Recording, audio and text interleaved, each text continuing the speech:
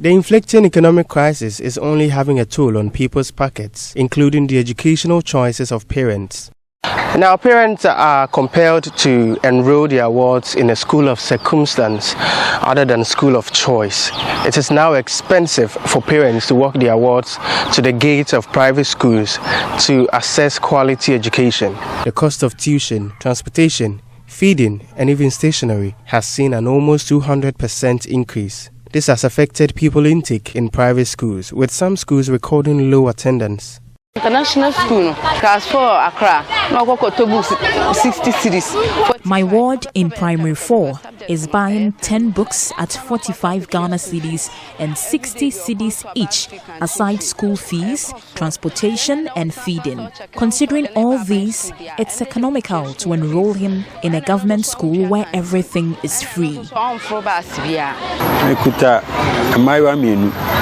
Now almost school fees this year. The bill received for my 2 children in a private school was too much. I am paying almost 2,000 cedis for books, so I have decided to enroll them in a public school.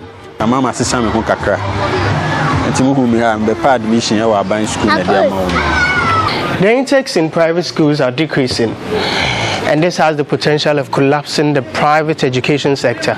We spoke to the stakeholders who are concerned about the issue.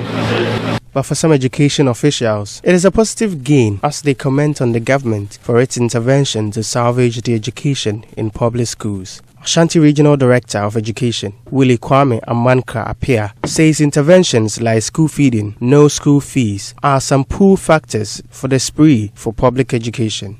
There are a lot of government intervention. If you come to the private school, the cost is there, but when you come to the public school, don't take anything.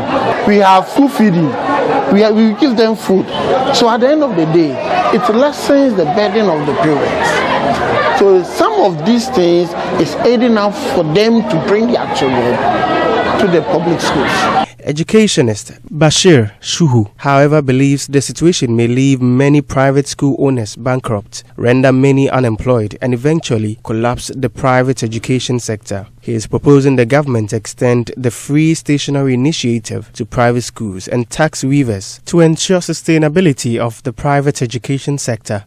If a school goes down or closes down, it means you have more than 10 people losing their job. The employer who has invested so much may not be able to even recoup anything.